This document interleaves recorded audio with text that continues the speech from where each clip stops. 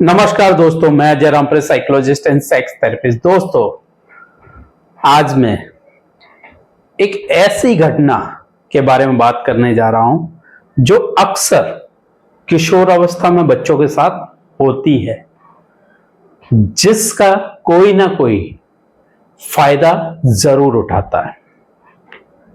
ऐसी एक घटना मैं आपके सामने अपनी आंखों देखी लेकर आया हूं।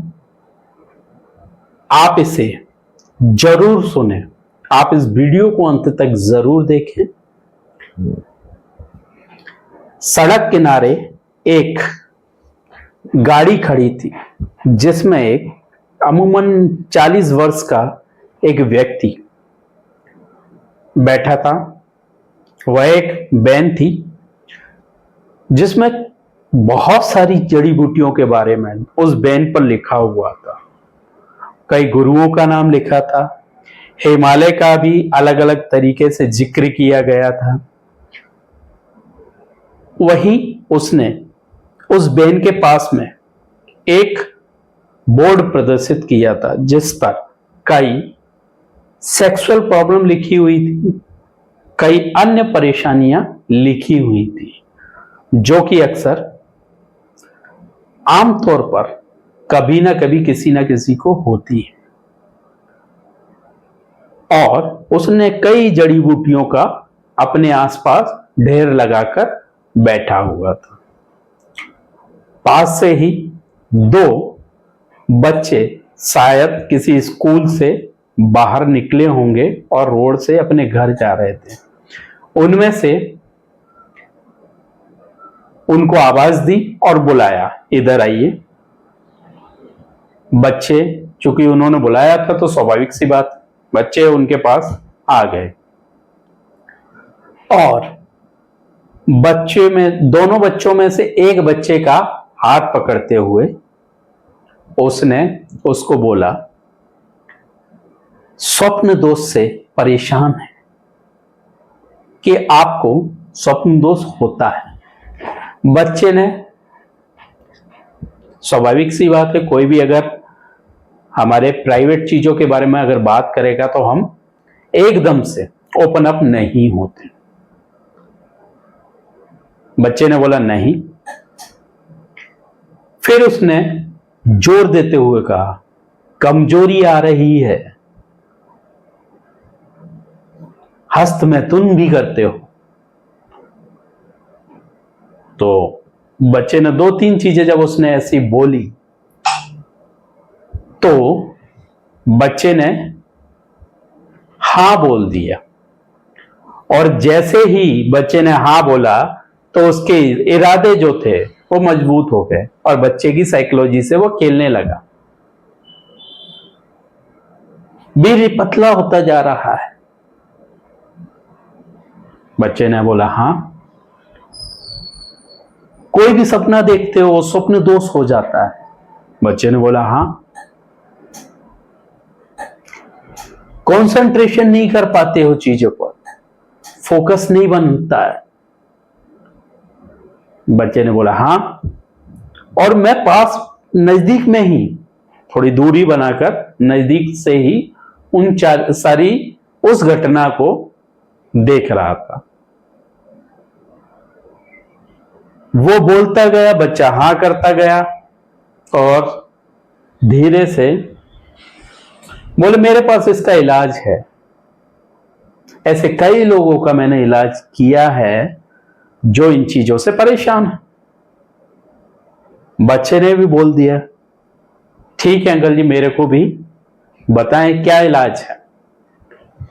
तो उसने बच्चे को बोला कि ये दवाई हैं, ये जड़ी बूटियां हैं, इनको आप रोज लेना स्टार्ट करो। और उसने एक पुड़िया बांध दी जिसमें काफी सारी छोटी छोटी पुड़ियां थी। एक थैली थमा दी उसको और बच्चे से पैसा बोल दिया। उसने बोला, बच्चा कितना हुआ? कि बच्चा, सबके लिए तो ज्यादा है, तू मुझे 2000 दे जा। बच्चे ने बोला कि अंकल जी, इतना तो मेरे पास नहीं है। मैं तो अभी स्कूल में पढ़ रहा हूं, मेरे बाप बाप इतना देते नहीं हैं। बोले सोच ले, देख ले, अगर तेरे को तेरे शरीर से कमजोरी दूर करना है, इन चीजों से तेरे को निकलना है, तो इतना तो तेरे को देना ही पड़ेगा। बच्चों ने कुछ सोचते हुए बोला ठीक है अंकल जी। उसने अपने दोस्त को बोला कि यार तेरे पास पैसे हैं? दोस्त ने बोला नहीं, मेरे पास भी नहीं। तो उसने बोला ठीक है अंकल जी, मैं घर से आता हूं और फिर ले जाओ। तो उसने बोला ठीक है, और वो बच्चा चला गया। जैसे ही वो बच्चा चला गया, वैसे ही मुझे चूंकि कुछ काम था, मैं वापस आ गया, और मुझे ये पता है कि वो बच्चा घर जाने के बाद 101% वापस आया होगा, और वापस आने के बाद उसने कहीं से भी वो पैसे का अरेंजमेंट किया होगा, और वह दवाई या वो जो पुड़ियाएं थी वो लेके गया होगा, और उन्हीं का यूज भी करेगा। पर क्या यह चीजें मतलब देखा, पर क्या यह सही है? मेरे अनुसार किशोरावस्था में लगभग हर बच्चा हस्तमैथुन स्वप्न दोष से कहीं ना कहीं ग्रसित रहता ही है। उसको ये तो होता ही है, क्योंकि फैंटेसी जो है, काल्पनिक घटनाएं जो हैं, सेक्सुअल एक्टिविटी से लेके या अन्य कामुकताओं से लेकर, वो उनके दिमाग में चलती ही है। क्योंकि जिस पीयर ग्रुप में रहते हैं उसमें कहीं ना कहीं 1 या 2% तो ऐसे होते हैं जो उस टॉपिक पर बात करते ही हैं, और यह नॉर्मल है।